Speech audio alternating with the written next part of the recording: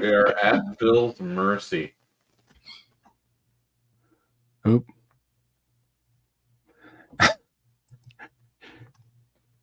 Who? Here we go.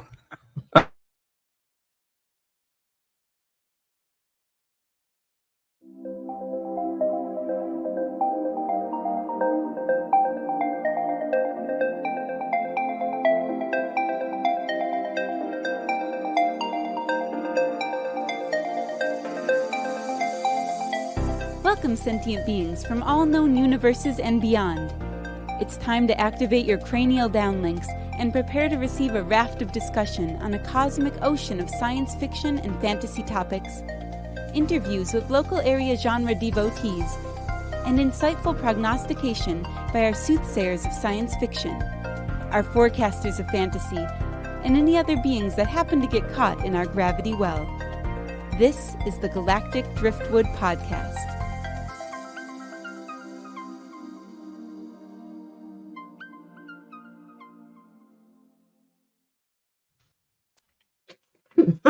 Oh my gosh, what is happening? I thought Bill was on fire for a second. I, for a brief moment, I thought that his studio had been engulfed in flames, and the brief time that the camera goes off for the intro music.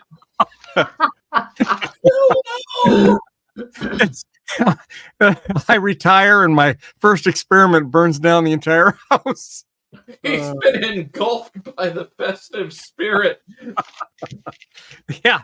Welcome all to the Galactic Driftwood Podcast, and hopefully no fires today. I'm Bill. I'm Linda. I'm Seth. And I'm Chris. And it's December 31st, so Happy New Year, everybody. Woo!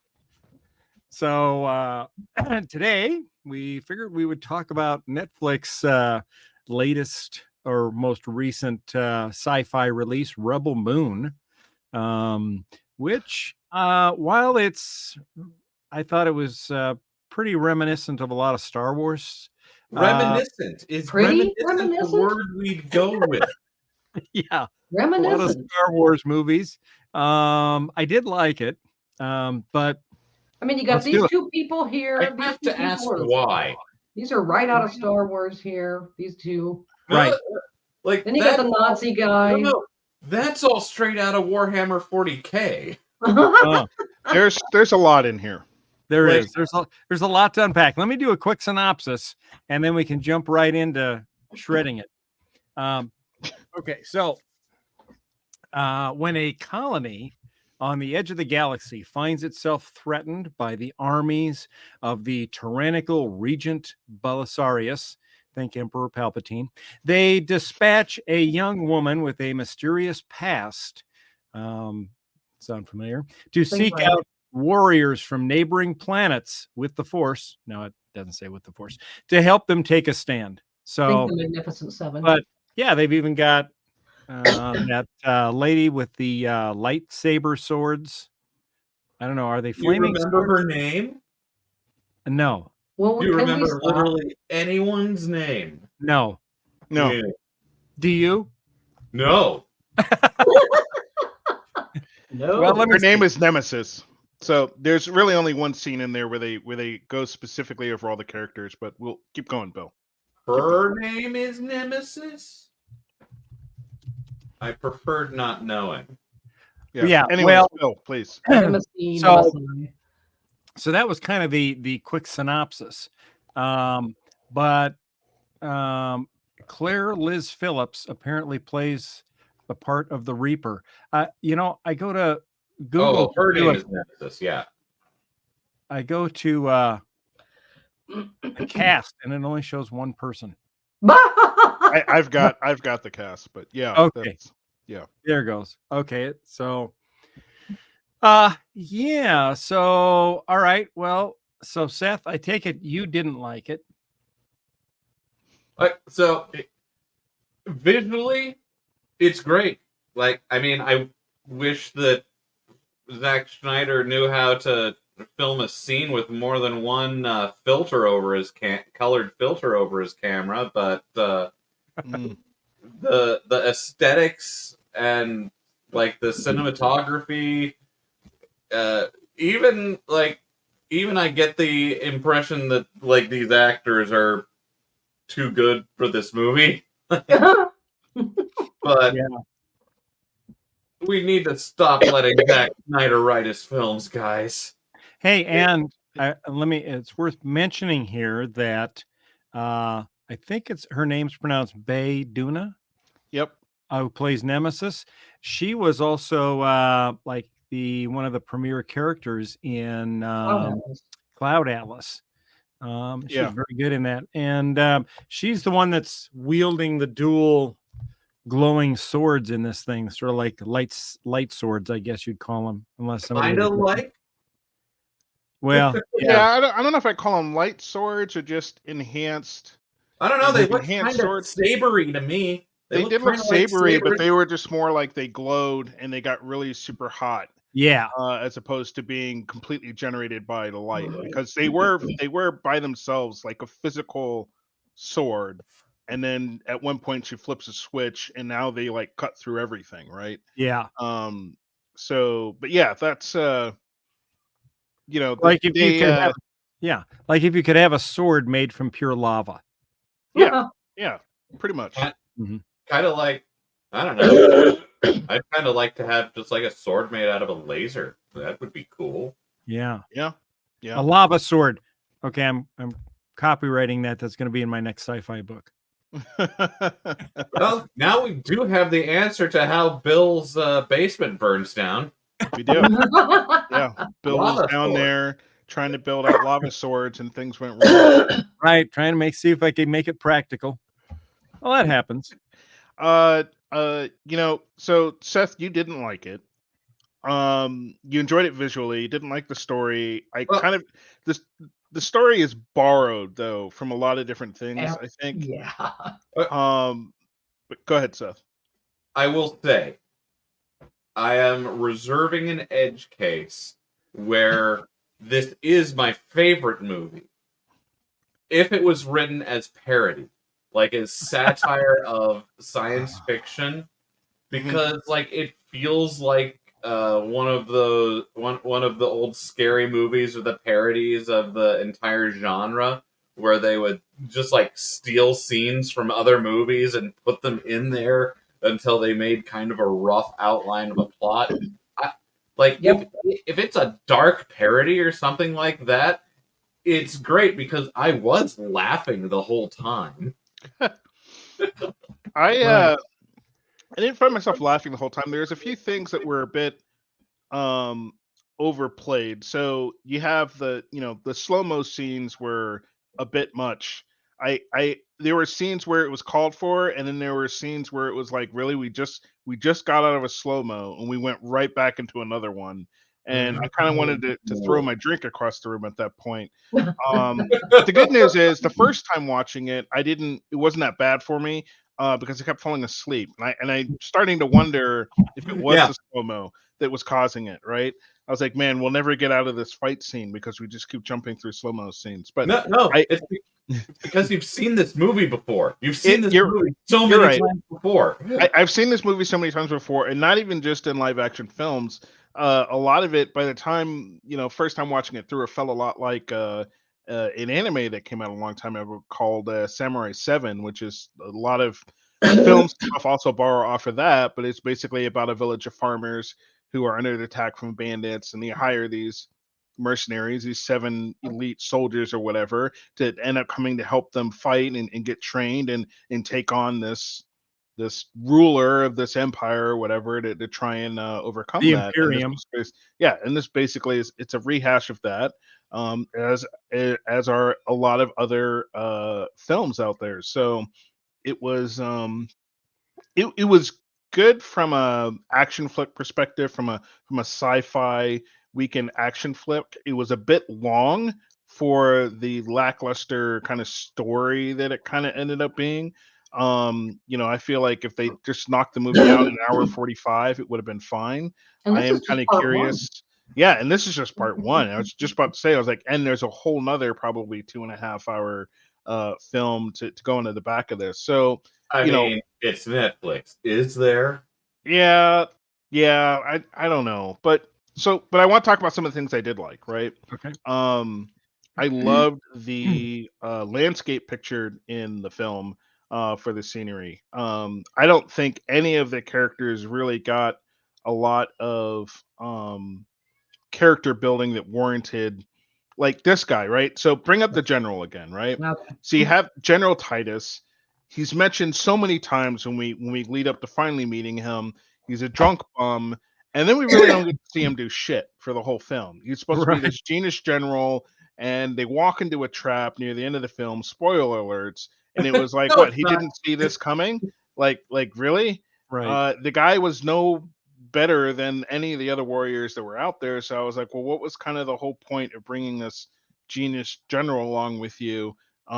Just so we can fall into a trap and get murdered with the rest of you. Not it, and they don't end up getting murdered, but anyways, at Yeah, least not no all of one them. ends up dying. Well, yeah, someone does actually. You have Mhm. Blood Like- Axe, who was the leader of the rebels Yeah. that they went to recruit. He ends up dying. Okay, well, I don't count him because like we met him like 2 minutes before that. Before he dies. Yeah, you're not wrong. Yeah. Like he dies, and a bunch of nameless people die, and then the traitor guy dies. Yeah. Right. Right. Like at the another spoiler, but not a spoiler because you'll say the exact same thing I did when Jin Urso, strong female protagonist, whatever her name is, kills the lead general. She like rams him through the chest with his broken bone sword staff thing that he likes to hit people Right. with, and then kicks him off the platform. And in my head, I said, "There's no way he's dead." Yep. Right. Right. Guess what? He's not What? dead. But he only fell what, like a mile off of that platform? Yeah, Yeah. into a raging ocean, and magic either And walked landed up on- or hit a stone. Well, Yeah. you come to find out though, he's not all flesh, right? Right. So True. I don't know what Perfect kind of, mechanical. yeah, I don't know how much of him is real versus how much of him is robot. It was pretty difficult to tell. You know, the one character, if you can call him that, the warrior robot that gets brought up in the very beginning of the movie. Yeah. I forget its name, if it even had a name, to be honest. I'll call him C-3PO for now. Yeah. When C-3PO is brought up and they give him kind of a background about how he used to fight for the king until the king was killed, and you know, they gave him this history, and then he finally stands up to save one of the girls in the village from being murdered by a bunch of ruthless army assholes. And then he runs away and we never see him again, right? Well, we do in the very, very ending. He's just standing in a field. But then it was like, oh, great. So what was he basically was non-existent the whole film. Was probably the one they spent the most dropping tidbits of what his history is.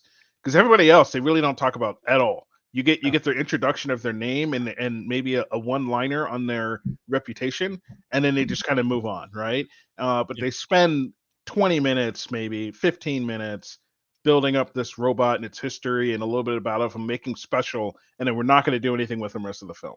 Yeah. Yeah, And and then this the town robot- that they go to save. Yeah, they like we spend our first 20 minutes, half Yep. an hour, whatever, in this town, meeting the characters and whatnot, and like our very first introduction to them is like their harvest let's all fuck party. Yeah. It's Yeah, a little weird, but That's the robot. His name is Jimmy, and it's voiced by Anthony Hopkins. Yes. that is a that's right. waste. That is such a waste. And Anthony Hopkins is the narrator in the beginning of the films. You come to find out, you know, this robot's been around for a while since he's telling the story. So, Right. Yeah, guys, it's totally not Star Wars. They had opening narration, not an opening crawl.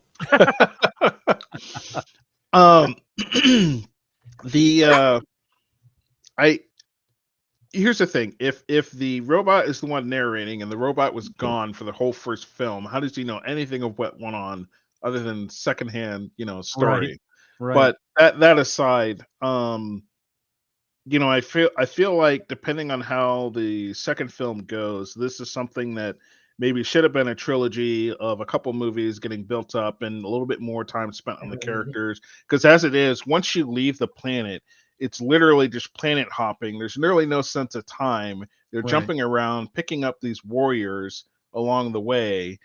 Turns out that this guy was just the guy who was helping them. This smuggler, so to Yeah. speak. We'll call him an actual evil Han Solo. Okay, is like, yeah, well, I'll take you around and we'll pick up some misfits and we'll get a band together and we'll rock out and kill these army guys, right? And His name turns was out he's an Gunner. asshole. Yeah, Gunner.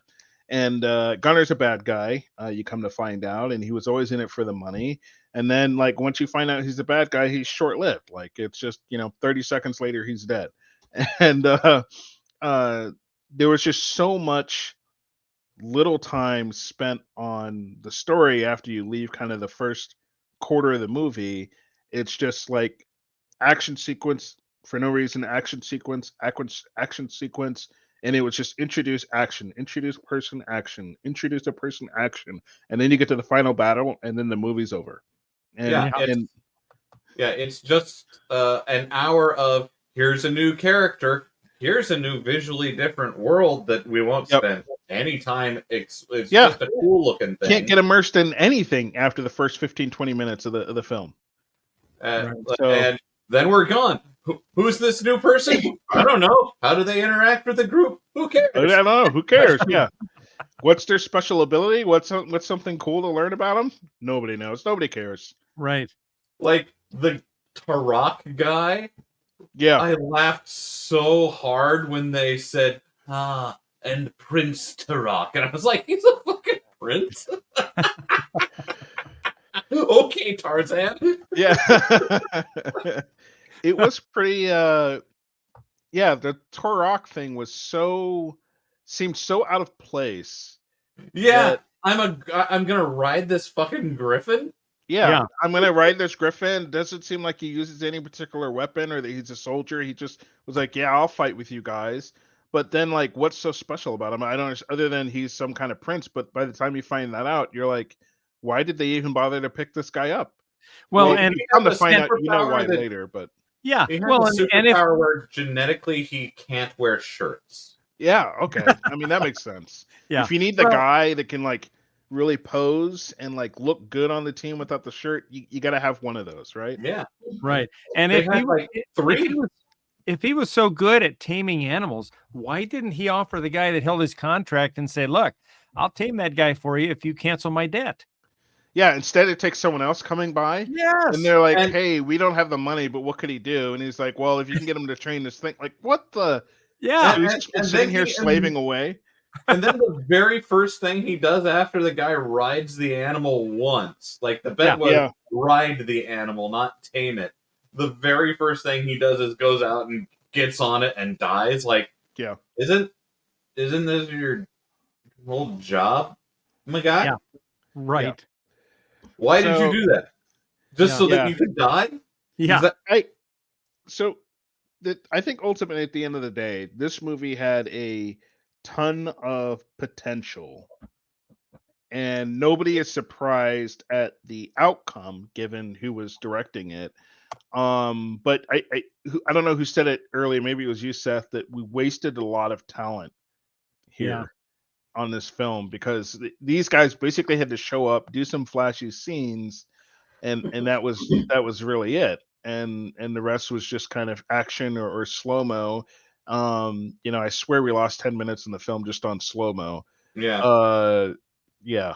Well, plot lines that were just completely abandoned. Yeah.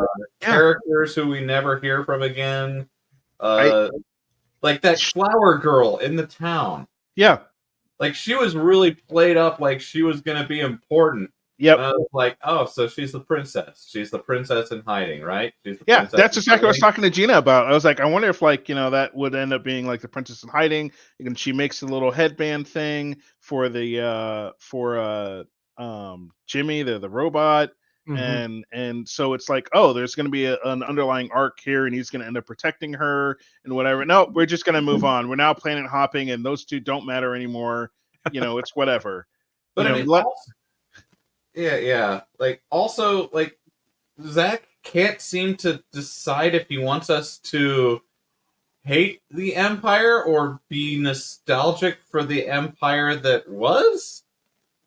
Yeah. Because, like, Right. we Right. learned from strong female protagonists that this is just how the Empire always is, and I feel like they're taking us in like, I really felt like for the longest time they were going to take us in the direction of, oh, we've got the princess here and she's going to reform the Empire, and I'm like, dude, it's just bad. Like, Yeah. you're Right. they're space Nazis. Yeah. Right. We all can see they're space Nazis. There's nothing to So- redeem here. do we? Well, they already announced part 2 and And the the release trailer's out date for that, for by it. the way. Have Oh, you is it? seen I haven't seen the trailer for that. Yeah, in fact, the trailer, if you bothered to stay through the credits of the movie, the first I one. did. It mentioned Did it was not. being released April 2024, but I don't know that I Okay, saw anything yeah. after the credits. So Yeah, I didn't see it either. I saw that the next thing was coming out like Yep. in April, right? And then that's where we stopped watching. But if you stayed on, then there was a trailer, but it's out on YouTube now as well, separately. So I've watched it. And Does it tie anything up? It's gonna I have know. to. It's, more of what we saw, looks like. So God. I'll still watch it. It might take me Yeah. 2 or 3 tries like I did the first one. So, Uh, on the subject of actors again, the guy who plays the evil commander, Oh yeah. Yeah. Ed Skrein, Right. Admiral Atticus Noble. Right. So this guy, he plays a good villain. Oh my Does. God, He yes. plays He a does. nice, yes. hateable villain. But his villain is fucking boring in this. Yeah. He is just the laziest villain I've almost ever seen. It's It- like he captures that bounty hunter guy, gets the information from him, and I'm like, yeah, go ahead, kill him. No one cares. And I'm just, good thing he doesn't have anything else you need to know, so you can just kill that guy. Right. And then later in the movie, he destroys the planet. I'm like, well, good thing you didn't need any information from them, I guess. Right. And literally, they were just like, yeah, we'll find some information that'll lead us to the rebels now. And Right. And he thinks he has everything he needs and kills everybody that he could go back and reinterrogate if something didn't come up right. Stupid. he's just the laziest kind of villain. Like, we get the weird sex thing with the tentacles, and Yeah, that was weird too. It was like, was guys, very what are we trying to build around this guy? Like, what are we supposed Yeah. to get from that? I'm not scared of him. Like, he's just a bully with a lot of toys. Right. He didn't Yeah. display any sort of cunning or military intelligence. He was vaguely threatening in a really entertaining way, I might add. But as a villain, he's like, they're playing him up like he's Darth Vader, but he ain't no Darth Vader. He ain't no Grand Moff Tarkin either. Right. I mean, they started out trying to give a hint that he would be in the very beginning. In the very beginning, yeah. And then there's only one other scene where you get the idea that he has a propensity just to be violent, which is when he's a he's up sadist. against King Leviticus or whatever, and he bashes his head in two. Mhm. So he's got a thing for that, but beyond that, yeah, you don't get any real sense of high quality intelligence out of him or anything like that. Just like, I just Yeah. order my guys around to do what I want, and I'll figure out the rest later. Yeah, he's just a And- sadist for the pure pleasure of causing pain. Being one, yeah. And Yeah. like the Empire is kind of the same way. They're like evil without a reason for their evil. Like, why did they leave the soldier squad in the in the village at the very beginning. Right. To ensure they What? were going to get their yield, but they probably could have just left and came back. They have Right, a fucking exactly. spaceship. Yeah. Yep. Where are they gonna go? What are they gonna do? Right. Well, they had You to can advance sit the up in story your somehow. and watch them. They had to cause some kind of strife within the village to get them upset Exactly. and get them In order to get leave, that and Cora to go ballistic. yeah, otherwise what typically probably happened is they showed up, they told the villagers what they wanted, otherwise they'll come back and kill them, and then they left. Yeah. And then that was it. That was the movie. That was the film. That's Yeah. all that they would have had to do too. Like if you want an evil empire, at least have it be a smarter one. Like that's an empire that people will immediately rebel against. Oh, hey, the soldiers who have been in your town for a day are going to assault the most adorable woman you have in town. Yeah. Horribly. What's going to happen? I don't know. Well, it was horrible, so move on. I enjoy good bad movies and Good bad movies. and bad good movies. And this one, I don't know where to place it because I had to watch it a couple times. So as I mentioned, I fell asleep the first time. And what does that tell And- you right there? Well, honestly, I was kind of tired that day. To be, But I mean, to be a real honest. gripping movie is going to keep you awake. Well, Yeah, and so when I depends on how watched it tired you again, I started losing interest around the same part, which was about halfway through when it just started. I was losing interest because I was like, here we go, jump into another planet for no goddamn reason to go pick up somebody else who's going to randomly jump into a fight with a giant spider. And we have no idea what the fuck's going on, Right. why this Why is we like should so care. important.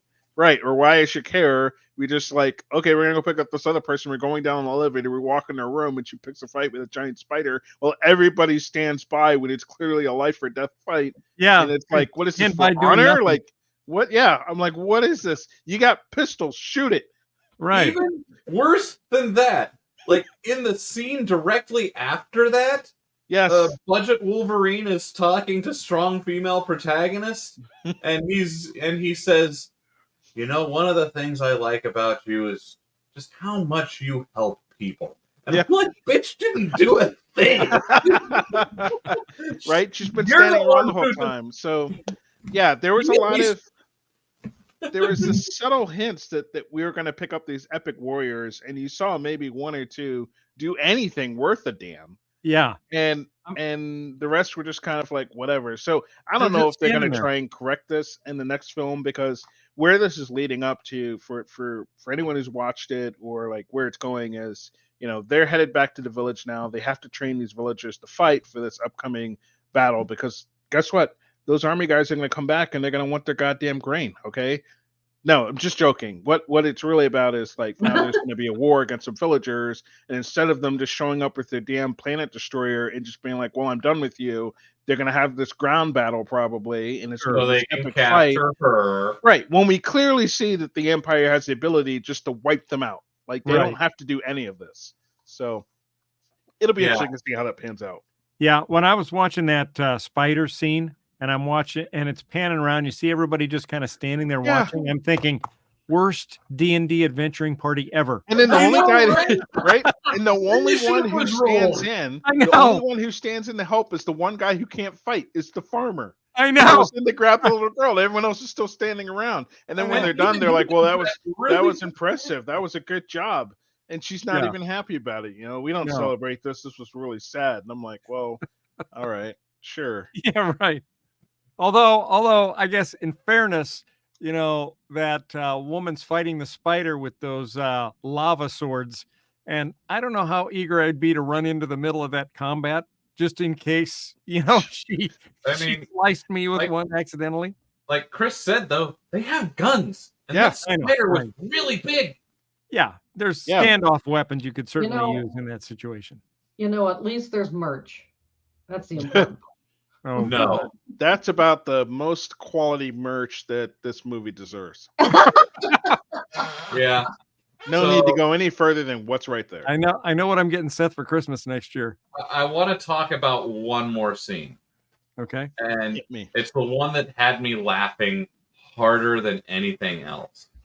Because this movie was so fucking dramatic. And we get to the scene where they finally meet the rebellion and the resistance leaders. And we're like, strong female protagonist gives her impassioned speech on why they should help and what's at stake. And then the rebel leader guy slowly walks up to Budget Wolverine and just looks him in the eyes for a few seconds, and then I understand. Yeah. Budget Wolverine. Just nods and he's He like, just no, I Yeah. understand. and then he wins over like a part of the rebel army just because and then- I understand looking at the coward farmer. And then Yeah. he goes, the guy we've met 30 seconds ago, he goes and gives this impassioned speech to his Yeah. people who we've never met, never Yeah, seen, no, how I kind never of even gotten a hint Right. of. and it's he not gives even his that. impassioned like Braveheart speech. It's not and- even when I listened to it, I had to play it back because it didn't even sound like he was talking that loudly at first. It was just almost like a casual conversation. Like eventually he made it more impassioned, but like that was a scene where maybe the general Titus should have been talking to them to rally the. I'm like, why did you bring this general around if you can't even like rally some guys up to do anything? Like, what is Right. the purpose? And instead, you have this. I don't know. But then he gives the impassioned speech and he's like, "Oh, I'll only take volunteers," and there's silence for a dramatic few seconds. and Everyone's one like, of I his- didn't buy it. And then one of his people steps forward and she's like, "You know, I've always got your back, boss. Come on, we got this." Like, we're supposed to know these people and what the fuck's going on with them. Like, who are these? Right. And mind you, all of them die like 30 seconds later. Yeah. Yeah, except for the resistance lady, who Yeah. actually For makes whatever the reason, cut she gets here. to live, She even though like, she makes the main spread of this picture. Did she get a name? I don't know. I don't think she got a name. I don't know why the hell. Like, why is she here? I don't know. I don't know why she's in this picture. I don't know why half the people are in this picture. Wow. Resistance leader guy with the big gun. He had maybe 5 minutes of screen time. Yeah. Maybe. And like Well, maybe they'll come out guns a blaring in episode 2. yeah. Man. One can hope. Okay, so 2, we all agree is probably not going to have enough to redeem it, but it's going to No. need to be redeeming for a lot of these characters because by the time you get to the end of this film, and we'll wrap this up here, you're like, what the fuck did I just watch? Who the hell are these people? And Yeah. why are they even together at this point? Because nobody knows shit about anybody else. Right. You Right. know? I can tell you, I can probably give you the plot of the next part and be 80% correct. Because, yeah, there were a few scenes that I just predicted in this movie. Like, when they met the first guy, I thought, I was like, okay, this guy's going to give him the, I'm too old to fight it. I'm out of the fight. I'm not going back kind of speech. Mhm. Then they did the Griffin thing. I was like, okay, not what I expected. But then they meet the general guy, and he's like, I'm too old to fight. Like, it's just so Agreed. paint by numbers. That's what I'm going to say if anybody ever comes and asks me to join their cause. I'm too old to fight. So are we watching part And 2? then they'll get you. Do Yeah. we need a Easily, part like, 2 watch party in April, Bill? I think we do. I On the think we need it'll a be part 2 watch perfect party. weather on the veranda. We should precede it with part 1 No, you No. should not. so that Right. we're all. Yeah, No. I think we need to- do. I think No, we I need think to we do. refresh. Not For the we all- full experience. Yes. Even if I forgot the movie, I could tell you what happened in the movie. Like, All right, Bill. Well, It's- schedule it for a 2-parter. You're either there Yeah. or you're not, and we'll set Right. a time for part 2 to start. no That's a one good idea. needs to Good no idea. one needs to rewatch this. Well, There's- Seth, we need to refresh our memory on all the backstories of the characters that are Shut involved. up, there isn't any. There's nothing you need to remember from the first Well, movie. And so, okay, my last point about it. To that point, right? So I had to rewatch it because I kept falling asleep during the first time. I didn't gain anything by being awake the second time watching it. I still woke up at the ending, and I didn't really fill in any gaps because there were none to have. So, Fair. No, but Bill, I still would watch them back to back. Right. I All would right. not. Full Good. experience. I want the Right. Zack Snyder experience, which was All right. All right. here's We'll a do 4 it. or 5 hour film session. So All right. Sounds like a plan. All right. Well, so as we wrap it up here, just a quick thumbs up or thumbs down on the first installment of the You show. really need that? visually stunning. Yeah. I agree. Everything else. Yeah. I will, instead of a thumbs up, give it the review the one sentence review that I came up with. It is the Star Wars prequels without any of the charm or fun. Fair. Will we watch part 2? I think so. Yeah. Oh I yeah. think we're in. Oh yeah, at the end when General Titus finally gets to give his speech, he's like, "We've done something important here today. Right? We've started something." And in my head and out loud, I said, "A trilogy." Oh my god. Well, I think Chris, when we do the rewatch party, it's got to be a drinking rewatch party, and every time Agreed. Admiral Atticus does something cruel, we take a drink. I don't know if No, we'll make it to the we have to make it to No, the no, no. second one though, Bill. Fair. Every time somebody references something you can't remember or don't care about, take a drink. We'll never make it to the second one. Yeah, fair. You've already seen through my plan. I'd rather have alcohol poisoning. All right. Well, thank you all for watching. If you've watched Rebel Moon, let us know in the comments what you thought of it, if you agree with our take on it, or if you had a different perspective. And if you haven't watched it, watch it, and then let us know what you think. And we'll be back towards the end of April with a summation of both episodes and see if they were able to bring it home, or if, like Seth thinks, it's only going to make it worse. I think they're going to bring it home kind of in the same way that the moon crashing into the earth would be bringing it home. All right. Sounds good. Well, thank you all for watching. We will catch you next time. Until then, be safe out there. Where am I? Oh, Jeez. bye-bye. Oh, Oh, he broke it. He broke it. I broke the show. I broke the show. Okay, here we go.